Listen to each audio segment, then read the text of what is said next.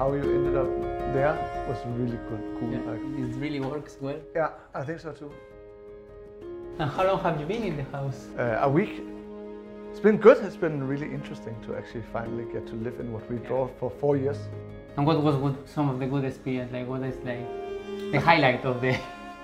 One thing that really sort of struck me by surprise is that we've been working a lot with positioning the windows according to the right draft. And as an architect, it's not what you're trained to think of. It's more like an engineering thing. Yeah. But to wake up and then have the windows open and then feel the draft where you're in a room that was a little bit too hot, it was like, okay, this really works. And it's just something that we do in design theoretically, and then it's nice to see that now we really know it works. Exactly. It was a complex corner to solve. So nice to have this. For now, we were always working in theory, and now with this experience, we really know that having these proportions and doing this level of daylight and ventilation, it works very well in all levels, and it brings this extra quality of the indoor health. It's actually kind of interesting to live with a house that lives with you and not that you just live in.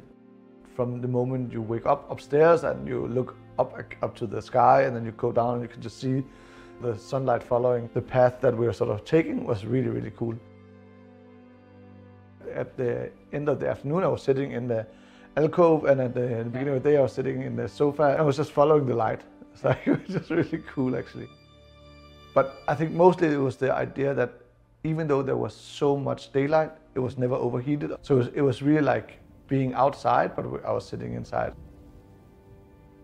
We've been doing these millions of simulations for how to get the good indoor climate. Yeah, exactly. And basically this house does it for you. It was so cool to experience that when we are 4 people all of a sudden in the living room, it starts to adapt to that. Then it opens the window to get air in.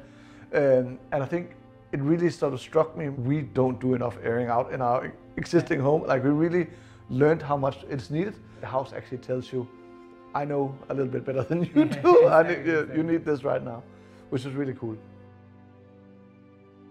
I have asthma, and I think I can totally feel that also. I'm not waking up in the same sort of dry cough. But I think like it's the learning experience and living with it that really gets you to appreciate how important indoor air quality is. And it's part of this process now of like re-educating how we live in a healthy home. One of the basic things that we always say is that this biophilic principles, that nature and natural materials actually are healthy for us. I think like having experienced it firsthand it's been really cool, because I can definitely feel it, that's for sure. So I think one of the learnings and ways to scale it up will be like to always work with daylight, how we can also improve the ventilation, ensure that there is a cross ventilation process or some ways that the air is fresh inside the house, and at the end what we were mentioning, like having views to natural materials and nature itself.